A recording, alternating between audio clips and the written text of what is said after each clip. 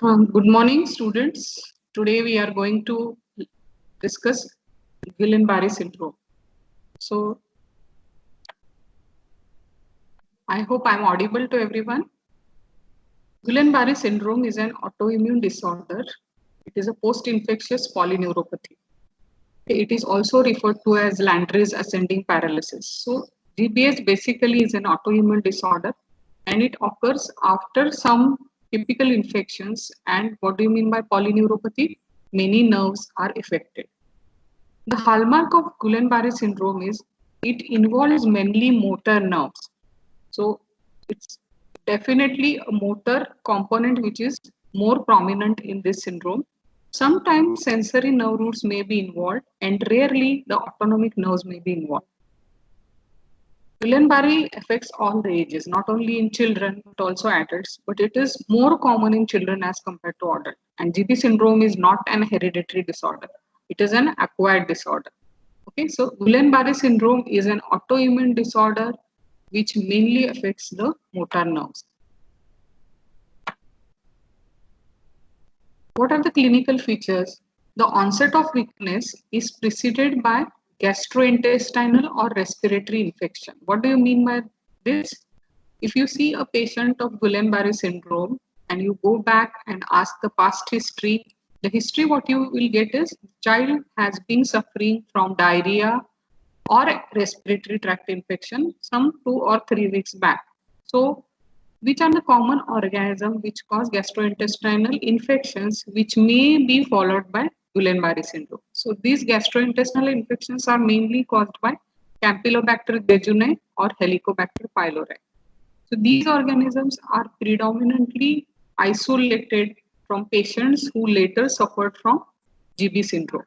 It may be some respiratory infection also, which is preceding the Guillain-Barré syndrome. And the common organism which is associated with respiratory infection is Mycoplasma pneumoniae.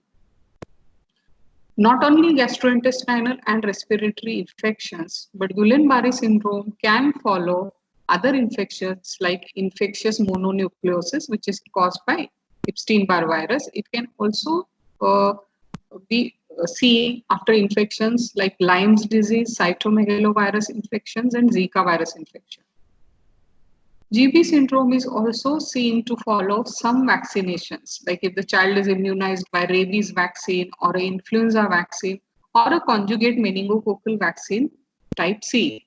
So in history, many times you get that the child has received vaccine of either of this, maybe influenza virus or rabies virus or a conjugate meningococcal vaccine. So when you come across a patient whom you are suspecting GB syndrome, that is one who presents with hypotonia with ascending type of paralysis, the important history which we are supposed to ask is whether there is history of gastrointestinal respiratory infections or some infections like infectious mononucleosis, Lyme's disease, cytomegalovirus or Zika virus. And also you need to ask history of vaccinations. How does the disease start? So initially the child may complain of numbness and paresthesia in the limbs, particularly in the lower limbs. So the child feels the limbs are numb and the altered sensations, what we call paresthesia. The weakness typically is an ascending type of paralysis. So it involves, to begin with, the lower limbs.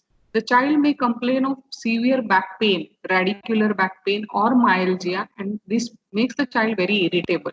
So you get a child who is irritable, is complaining of pain, numbness and paresthesia. And when you actually examine the child, you will see that the child is developing weakness. So weakness begins in lower extremities, then it ascends trunk, then it involves the upper extremities and the bulbar muscles. So it is typically ascending type of paralysis. So maybe day 1, day 2, you will find that the child is not able to walk and not able to move the legs. And afterwards, the child is not able to turn in the bed or get up from the bed. So this shows that the trunk has been involved.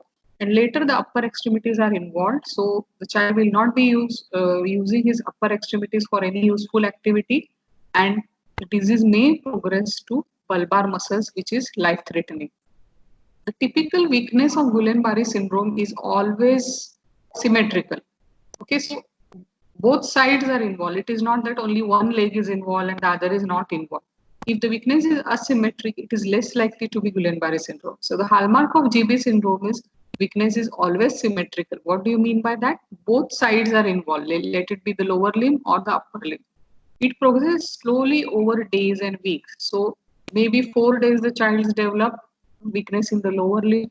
Next 4 to 5 days he will develop truncal weakness, and later slowly upper limbs and bulbar muscles. So actually the disease is at the peak at 4 weeks of its onset. And 60% of the patients lose their ability to walk. So they become flaccid paraplegic. So if 100 babies are affected with Guillain-Barré syndrome, 60% will not be able to walk during that episode. So what is the most dangerous thing is bulbar involvement, right? Why bulbar involvement is dangerous? Because the bulbar nerves supply the respiratory muscles and the larynx. So if the bulbar muscles are involved, the child will require assisted ventilation. Otherwise, the child life will be threatened. So it is very important that any patient coming with ascending type of paralysis, we have to closely watch the child whether the bulbar involvement is developing. In how many percentage of patients the bulbar involvement is seen? Nearly 50% of the patients bulbar involvement is seen.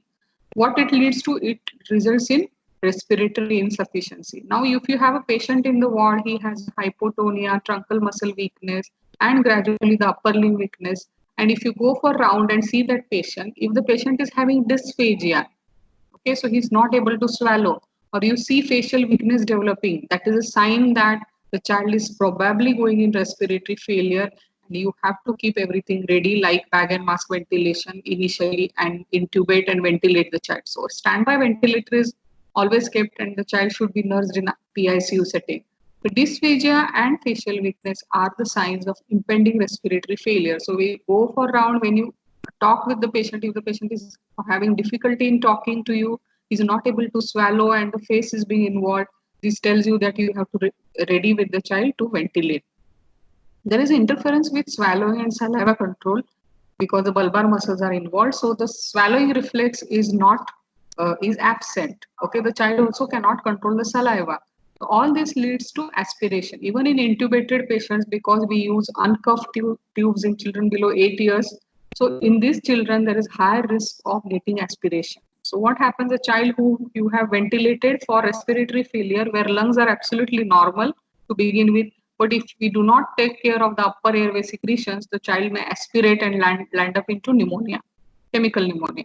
So always it is important to remember that you have to take care of the upper airway secretions, which may need positioning, frequent suctioning, and using a cuffed endotracheal tubes so that the child doesn't land into an aspiration pneumonia.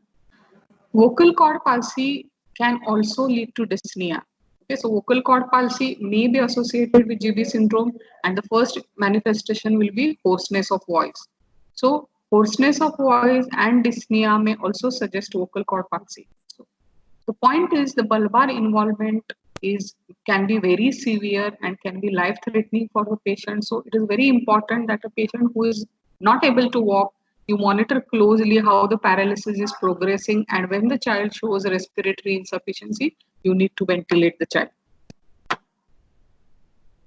Is autonomic nervous system affected? Yes, it is affected, though rarely it may be affected. So what we have seen is the child predominantly has motor manifestation. He has ascending type of paralysis, lower motor neuron type of paralysis. The patient will be hypotonic. Okay, bulbar involvement will lead to respiratory insufficiency. And sometimes if the autonomic nerves are involved, what will happen? There will be lability of blood pressure and heart rate. Okay, so how are we going to monitor that? So we have to check the heart rate of the patient. You have to attach a monitor and see what is the heart rate. You have to attach a non-invasive BP monitor and see whether there is a fluctuation in blood pressure in this patient. That tells you that the child's autonomic nervous system is also involved in this syndrome. Episodes of profound bradycardia or tachycardia or even asystole can occur. What is profound bradycardia? The child's heart rate is very, very low. Okay, depends on age. So very low heart rate, or the child may have tachycardia, extreme tachycardia above 100. Okay, by and large in children below 60, it's bradycardia. Above 100, it's tachycardia. Of course, it depends on age, but you can remember these two figures. Not only bradycardia and tachycardia, but the child can also go in asystole. What happens in asystole? The heart suddenly stops. So in this case, it is very important that you give chest compression. So you revert back the child from asystole. So we have to attach the child to a monitor which displays not only the SpO2, the saturation, but also displays the heart rate and the blood pressure of the child. If an autonomic nervous system is involved, you have to check round the clock heart rate and blood pressure. That is very, very important.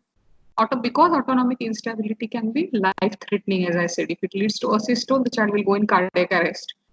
The tendon reflexes are usually lost. Okay, so if you are examining the patient, you try to move the limbs, you will see that the child is like very much hypotonic because the tone is lost. Right? Why the tone is lost? Because it is nerves which are involved. Nerves are a part of lower motor neuron. So when the nerves are involved, it will give rise to hypotonia, right? And what will happen to the tendon reflexes? The tendon reflexes will be lost. So this is exactly opposite of upper motor neuron lesion. So if the lesion is above the anterior horn cell, we classify it as an upper motor neuron. And what signs you get in that? You get hypertonia, spasticity, reflexes are exaggerated, and plantar is upgoing. But here not the pyramidal tract is involved, but the peripheral nerves are involved where the myelin sheath is lost in some or the axon is degenerated. So this typically presents as a lower motor neuron lesion in which you get hypotonia, and when we try to elicit the knee reflex or the ankle reflex, you'll find the child has no reflexes. That is called areflexia.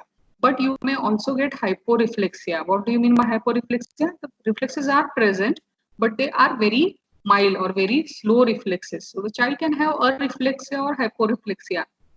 But when we keep in mind that lower motor neuron has hypotonia and absent reflexes, it may not be case in GB syndrome. 10% of patients may have clear-cut presence of reflexes, but that doesn't change your diagnosis. Okay, so you remember that though typically in GB syndrome you get hypotonia and absent reflexes, you may get in 10% of the patient is hypotonic, but the reflexes may be normal. So that occurs only in 10%. So high clinical suspicion for GB syndrome is very, very important. Now, how does a child of GB syndrome present? Are there any types or varieties of GB syndrome that we see in clinical practice? Yes, the acute inflammatory demyelinating polyradiculoneuropathy. This is a self-explanatory terminology. That is what 80% of patients will be having. Okay, so 80% of our children coming with the GB syndrome will have AIDP. What is AIDP? It is an acute. It is inflammatory. What happens? The infection caused by the gastrointestinal and respiratory organism, the body mounts antibody response to that, and these cross-react with the myelin sheath of the nerves. What is the role of myelin in the nerve? It increases the velocity. So the impulse is conducted very fast where the nerve is myelinated. Now what happens in GB syndrome? There is demyelination. The myelin is destroyed. And polyradiculoneuropathy. What do you mean by poly? Many nerves are involved. Radiculoneuropathy means the origin, nerve roots are involved in the process of demyelination. So, and this is an acute disease. Okay, it starts acutely and the course is not very chronic if you take the overall course of the GB syndrome. That's why it is called acute. So, acute inflammatory demyelinating polyradiculoneuropathy is the commonest type of GB syndrome that we see in children. Now we have second variety called acute motor axonal neuropathy. It is called AMAN. Okay, what is acute motor axonal neuropathy? It is also self-explanatory term. It is an acute disease.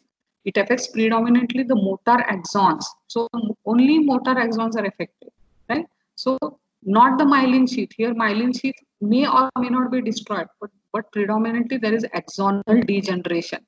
Now tell me what will be the difference between a demyelinating disease and when the axon is destroyed. In which disease you will have poor prognosis? Of course, when the axon is degenerated, because myelin can be formed again. So that is by the process of Wallerian degeneration. You have learned that in first year. Okay, so the myelin can be generated and the patient will be normal. But if there is the axonal degeneration, it will take a lot of time for the axon to regenerate, right? But axonal degeneration also is healed, but it takes time.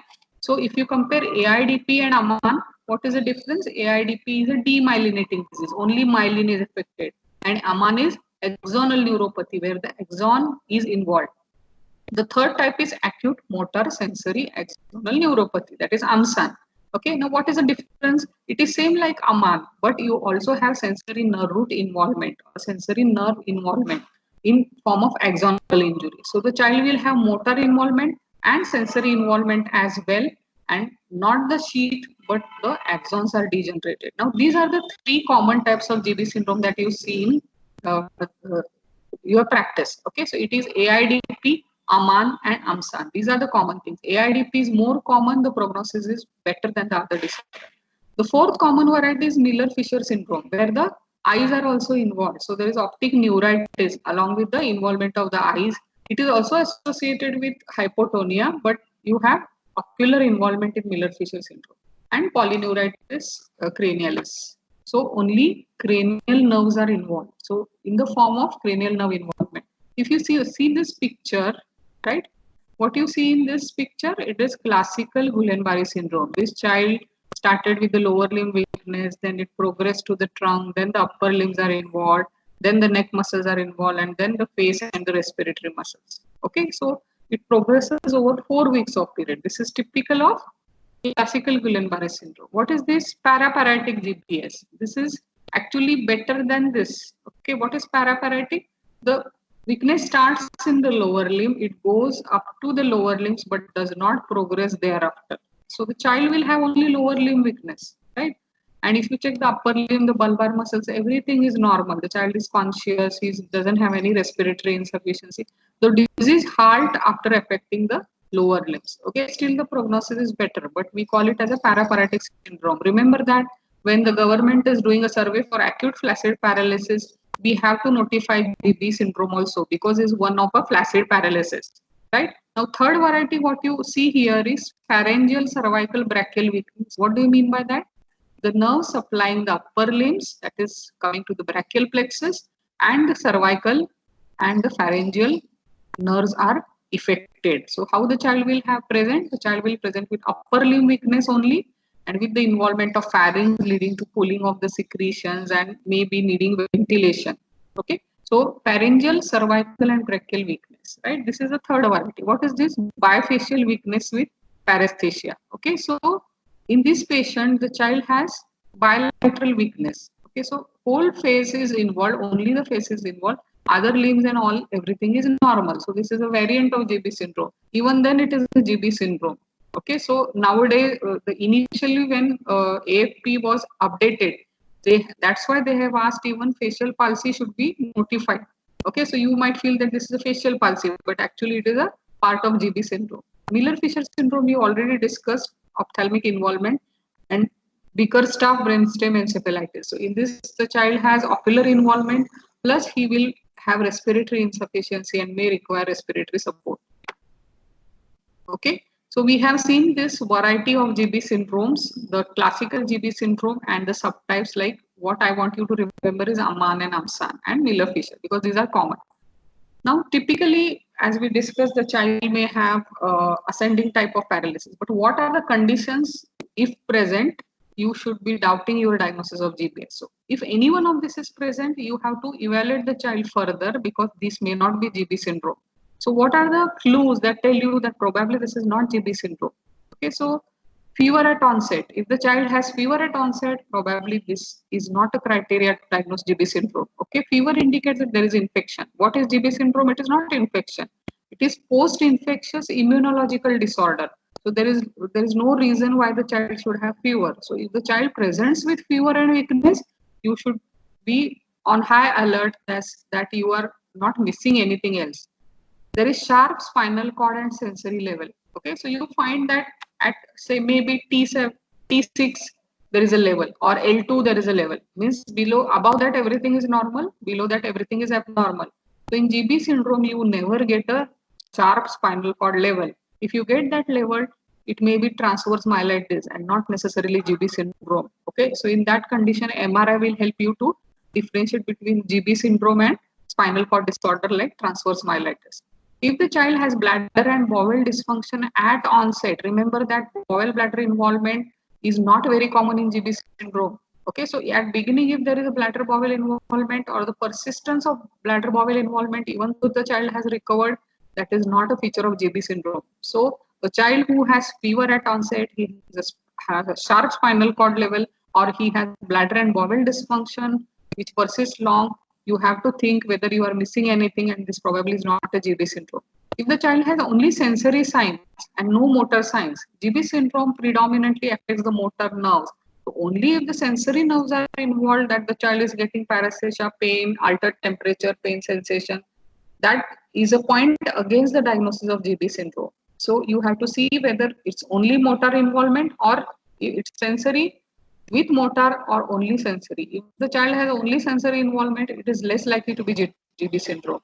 Next is severe pulmonary dysfunction with little or no limb weakness at present. So what happens in GB syndrome? The child's first lower limbs are involved, then the upper limb, and then the bulbar muscles are involved. But if you get a child who is already in bad lungs and he doesn't have any weakness, okay, and later on he develops lower limb weakness, that is not a feature of GB syndrome. So if the child needs respiratory support before the lower limbs are involved, it is less likely to be GB syndrome, and you have to think on other alternative diagnosis. If there is asymmetry of weakness, okay, so what is the hallmark of GB syndrome? It is a symmetrical. Both sides should be equally involved. If the power is grade 1, grade 3 in the one limb, it should be grade 3 only, or 2 and 3 in the. But if one limb is normal and the other limb is involved, so that should raise a doubt. So GB syndrome is typically a symmetric type of weakness. Which is the disease where you get asymmetric type of weakness? Poliomyelitis, which is now eradicated. But that is the closest differential diagnosis for GB syndrome. If you do a lumbar puncture and you find that there are more than 50 cells, it should raise suspicion that this is not GB syndrome. Cells do not rise in GB syndrome. Okay. So we are going to discuss the CSF picture, but remember that if you find cells in GB syndrome, you have to think of something like meningitis, encephalitis, or some encephalopathy, because GB syndrome will not show cells in the CSF, right? So when fever is there, when there is sharp level, bladder bowel involvement, only sensory involvement, only lung involvement, these points are against the diagnosis of GB syndrome. What are the differential diagnoses? We have already discussed when I told you in the slide before. Some spinal cord lesions may mimic GB syndrome. So which are they? Acute transverse myelitis. So the inflammation is at a level of spinal cord, right? You get lower motor neuron signs below that level. But when you do an MRI, you will be able to differentiate. Epidural abscess. If the child has developed epidural abscess, then he may get paraplegia like picture. So this can be ruled out by careful history and MRI. Poliomyelitis, as I told you, is the closest differential diagnosis. Poliomyelitis is asymmetrical. GB syndrome is symmetrical weakness. Tumors, spinal cord tumors are there, so they can encroach the nerve and can lead to paraplegia. So in that case also MRI will help you to differentiate from GB syndrome. Some peripheral neuropathies look like GB syndrome. For example, vincristine, anti-malignant drug, or dapsone, which is used in leprosy, or heavy metals in Ayurvedic products like mercury, lead. Poisoning of these drugs can lead to peripheral neuropathies, which may mimic GB syndrome, but the careful history will help you to differentiate. Some infections like diphtheria. Diphtheria predominantly involves the uh, lower bulbar nerves. You know, they have difficulty in swallowing, so they will have patch over the tonsil, they will have lymph nodes, and they may have bulbar involvement. So you have to check the throat of the patient. Okay, classical diphtheric membrane is a grayish white membrane which is seen on the tonsils. HIV encephalitis. So HIV encephalitis can present with a GB syndrome like picture. Okay, so careful history and investigation doing HIV ELISA will help you to differentiate. West Nile virus. This is a virus which causes encephalitis type of picture. So this virus will help you. The CSF examination will help you whether this is a West Nile fever or it is a GB syndrome. Some inborn error of metabolism like porphyria, Legs disease, or a disease like SLE, or nutritional deficiency like vitamin B12. You know, vitamin B12 deficiency causes subacute combined degeneration of cord. So these have to be ruled out looking for other signs. That's why if you're getting a level or you're getting sensory involvement more, you should think of this differential diagnosis. Some neuromuscular junction disorder like tick paralysis. Okay, so you get a bite mark, tick mark. So that can confuse with the picture of GB syndrome. Myasthenia gravis. What is the hallmark of myasthenia gravis? Repeated use of the muscle will lead to fatigue and the child will have ptosis. So that can be a differential diagnosis. Botulism. Okay, botulism spores are present in honey, and if the infants are fed with honey as a prelactal feed, it can lead to botulism. So botulism also causes lower motor neuron type of paralysis, right? Some myopathies like periodic paralysis, hypokalemic, and there is also hyperkalemic periodic paralysis. So these can mimic GB syndrome. Dermatomyositis, it is a form of autoimmune disorder. So in those patients, the muscle are inflamed and you get even heliotrope skin rash seen. So dermatomyositis, which is very common in juvenile age group, you have to look for the skin and predominantly the tenderness over the muscles. So these are the some common differential diagnosis for GB syndrome. Now, how do you investigate? See, GB syndrome is a clinical diagnosis. What is a clinical diagnosis? Ascending type of paralysis, hypotonia, and absent reflexes, right? And gradually involving the bulbar muscles, right? And you do CSF. So CSF is very, very important. What classically you do get in CSF? You get albuminocytological dissociation. What do you mean by albuminocytological dissociation? Albumin is high, but the cells are not present. In meningitis, what do you get? Or in encephalitis, both are raised. Proteins are also raised and cells are also raised. Here, cells are normal, but the albumin is very high. But remember that if you do it in the first week, you will not get albuminocytological dissociation. Albuminocytological dissociation takes place after 1 week. So actually, CSF should be done after 1 week of the onset of disease. Then only there is a possibility that you get albuminocytological dissociation. Along with that, you have to send the CSF for bacterial culture. You have to send for viral marker. So nearly 14 viruses can be screened for in CSF. So it is important that when you remove the sample, not only cytology, protein sugar, or gram stain, you have to also send for viral and bacterial studies. The diagnostic test for GB syndrome used nowadays is MRI. So which section do you want? Lumbosacral region. Okay, what do you get in that? There is thickening of the cauda equina. Cauda equina is the lowermost part of the spinal cord. Then you get the filum terminale, all the nerve roots. So there is a thickening of cauda equina and intrathecal nerve root. And when gadolinium's contrast enhancement is done, it will show enhancement. So that inflammation will be enhanced with gadolinium. So MRI is helpful in the diagnosis of GB syndrome. The third test is nerve conduction velocity. Right? You all know that the role of myelin is to improve the nerve conduction velocity. So what will happen in demyelinating disease? The nerve conduction velocity is reduced. So both motor and sensory nerve conduction velocities are reduced to a variable extent. Or there will be also focal conduction block and dispersed response. If the axon is involved, you will get more conduction block. Okay. What does EMG shows you? If you do an EMG, electromyograph, you will show that the muscle is denervated. So as if the muscle is not getting any nerve impulses. So you will have a denervation of muscle like picture in EMG. So nerve conduction and EMG studies are usually carried together. Okay. What classically you get is in serum, there is anti-ganglioside antibody. So GM1 and GD2 antibodies are raised. This is more of research importance, not in clinical practice. We cannot go for this test in all the patients, but you can do CSF, MRI, and nerve conduction velocity in a typical presentation of GB syndrome. Remember again here that GB syndrome is a clinical diagnosis on history and examination. CSF, MRI, and nerve conduction is done only for supporting your clinical diagnosis. Okay.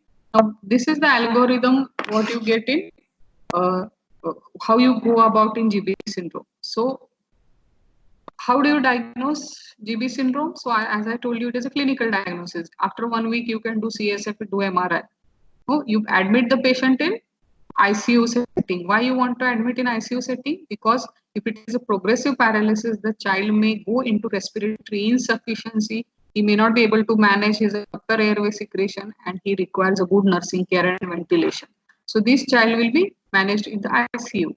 The child is unable to walk unaided. If the child comes to you and he is not able to walk by himself, okay, especially when within 2 weeks. So the mother will tell the history that the child was not able to use his limbs and now in the second week he is not able to walk at all. Now, this patient, though appear stable, they can rapidly go into respiratory insufficiency. So you have to monitor them in ICU, right? What you're going to do in ICU, look at this link. You're going to see the respiration of the patient. You have to see how are the efforts. You have to see the progression of weakness. For example, today you see the lower limb are involved, and tomorrow if you see trunk muscles are involved, this is progressing very fast. So you have to be very careful anytime the child will land into respiratory insufficiency. If the child develops swallowing difficulties, that tells you that this child may require respiratory support. You have to monitor the patient for autonomic dysfunction. So you have to keep a monitor which helps you to give heart rate and blood pressure. And you have to take care of the pain of the patient by analgesics. Okay. And what is the treatment of GB syndrome? It is an immunological disorder. So the treatment of choice is intravenous immunoglobulin. Okay. What is the dose of intravenous immunoglobulin? You give 0.4 gram per kg per day. So that will go for 5 days, or you can give 1 gram per kg per day for 2 days. So total 2 gram dose you should give. Okay. So either you give over 5 days or you give it over 2 days. Okay, so if the patient is very progressing very fast, it is better to give a dose of 2 gram per kg per day over 2 days. That means today 1 gram per kg and tomorrow 1 gram per kg. So IVIG is available, which is quite costly these days. You can use syringe infusion pump and you have to give it slowly over 6 hours. Okay, so you have to monitor the patient for any reactions, right? Then if IVIG option is not available or the patient is quite serious, you also have an option of plasma exchange. Okay, so plasmapheresis is what we call. So that is another option for IVIG. Okay, so stabilize the child with giving IVIG, right? If the child does not respond, so you find that over 5 days the child is not responding and still the paralysis is progressive, or the child is on ventilator not improving, you can think of giving a second dose of IVIG.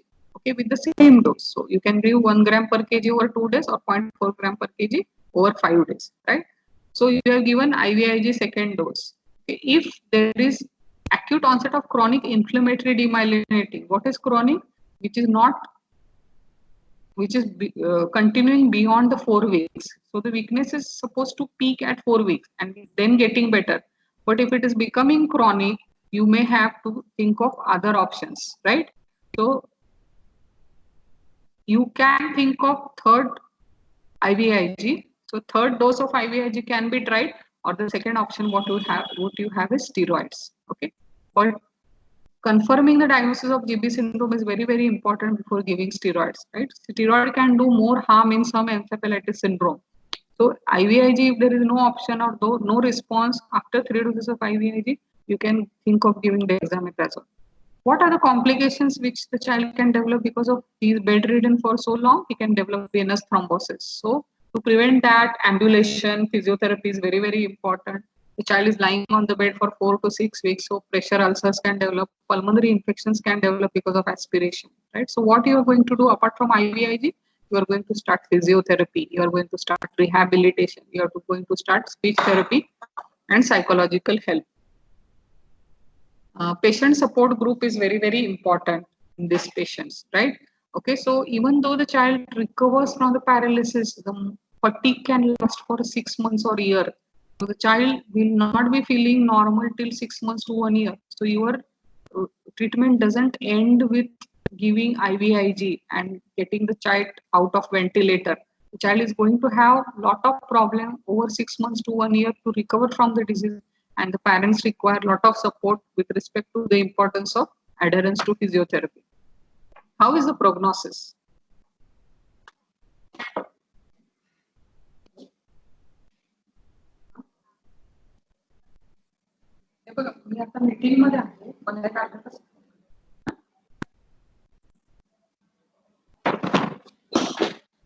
So what are the good prognostic factor? Remember that GB syndrome is a monophasic disorder. What do you mean by monophasic? The disease starts, it peaks, and then it goes off. So this is the only story. If it is something else, like the child has recovered from weakness and again he's getting weakness, this is not a feature of GB syndrome. Okay. So if the child has a monophasic illness, the prognosis is good and it is typical GB syndrome. But if the paralysis recovers and again the child lands up into weakness, that is a bad sign. Spontaneous recovery begins within 2 to 3 weeks, right? So after the initial period of weakness, the child shows some recovery. Okay, 60% become non-ambulatory during their illness. What do you mean by that? The child is able to walk initially, then he is not able to walk and he becomes totally bedridden. This can happen with 60% of patients.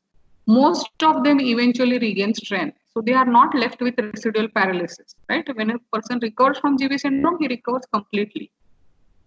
Few are left with residual weakness. Okay, typically ankle dorsiflexors, so they are very late to recover, right? So few may be left with some weakness which will require good nutrition and physiotherapy. What are the poor prognostic factors? If the child has cranial nerve involvement, that is a poor prognostic factor, right? If the child needs ventilation, with that is a poor prognostic factor. Okay, so these are the, and maximum weakness. The third point is maximum weakness, maximum motor weakness. So the child is totally like a quadriplegic patient. So a child who has all four limb involved with severe weakness, if the child has cranial nerve involvement, and if the child needs ventilation, that tells you that this child is more likely to have residual weakness and may take a long time to recover. How does the recovery typically occur in GB syndrome? So children with demyelinating form recover quickly than the axonal. So obviously the myelin sheath recovers, regenerates, and the child becomes normal very early. Axonal will require some time. Recovery follows in opposite direction of involvement. Remember that. How the paralysis started? Lower limb, trunk, upper limb, and bulbar muscles. Now, when recovery occurs, it occurs in reverse direction. How does it occur? The bulbar muscles recover first, then the upper limb muscles recover, then the trunk recover, and the lower limb will recover last. Okay, so it is ascending to start and descending to recover, right? And tendon reflexes are last to recover. So you cannot see the reflexes and see that the child is not improving. The tone may improve, the power may improve, but the reflexes take a very long time to recover. So reflexes are last to recover. Okay. Remember that bulbar and respiratory muscle can lead to death if not recovered early. Okay, you find that the child has a weakness and lying down in the bed. Suddenly, when you go in the morning, the child is not able to talk. You have to recognize if the child is not able to speak, he is not able to swallow, and you see some facial weakness coming, this patient needs ventilation. Right? So relapse can occur in 4% of children, which is very, very low, which can be some GB variant. These children may require immunomodulatory therapy. So what is immunomodulatory therapy? It may be in the form of IVIG, it may be steroid, or it can be a monoclonal antibody like rituximab. Okay, so I'm giving just an example. So recovery typically occurs in the reverse direction of involvement, right? So this is everything about GB syndrome. If there are any questions, please post in the message box.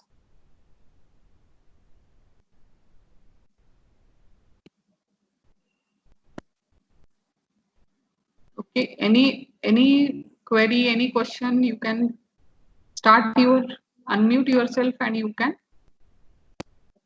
ask question. Yeah.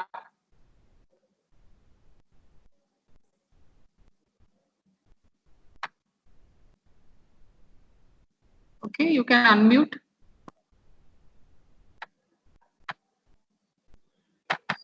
Unmute yourself.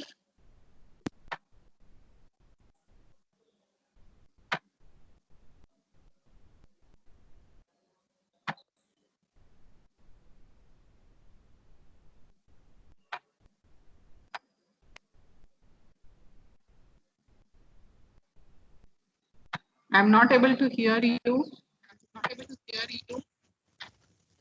Hello? Speak. Yeah. What is your question? Hello? Unmute yourself and ask your question.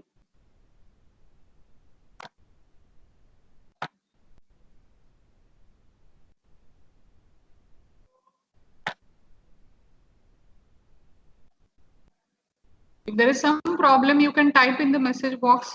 I'll answer your query.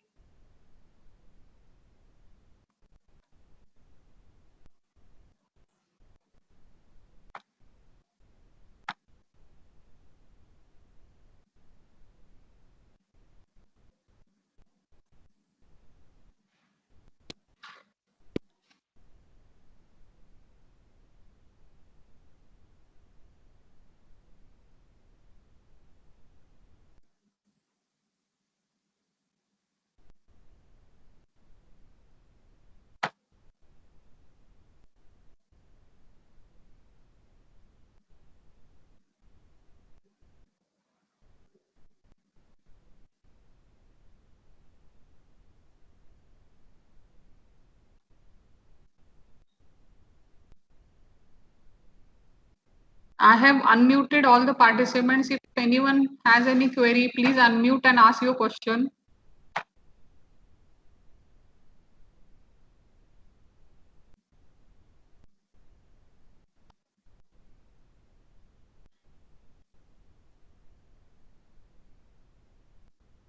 You can raise hand and ask your question.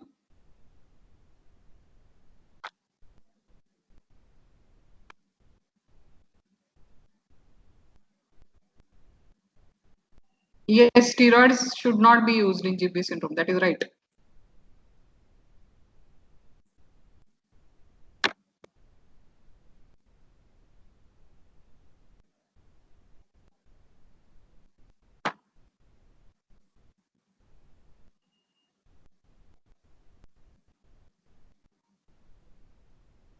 It is not the first or second line treatment for GB syndrome. It is only in selected cases that we use steroids. So option is, the correct answer is plasmapheresis or IVIGs. We can use steroid, but there are very few exceptions where you can use steroid.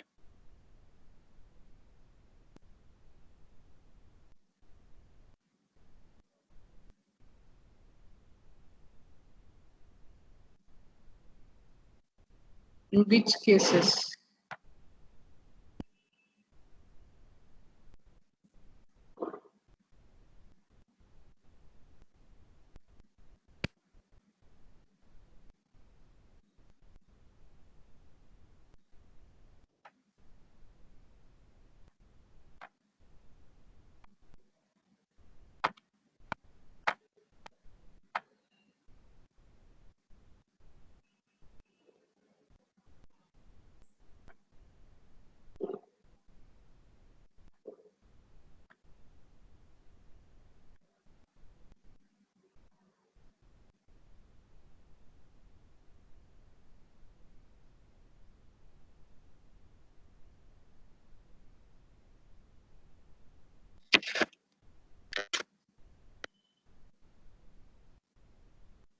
This is the answer to your question.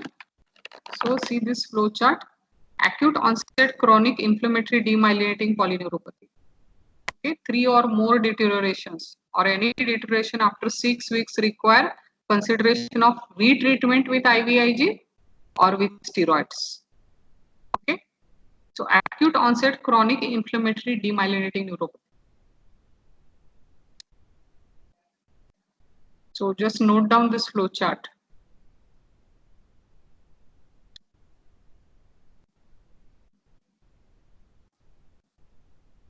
Okay, Shashank Sinha, I hope I have answered your question. Any other student? Am I audible clearly? Do you have any suggestions so that we can improve in the next lecture? Any other student, any other query you have? Okay, note down this flowchart. This is available in the recent edition of Nelson, which is published 6 months back.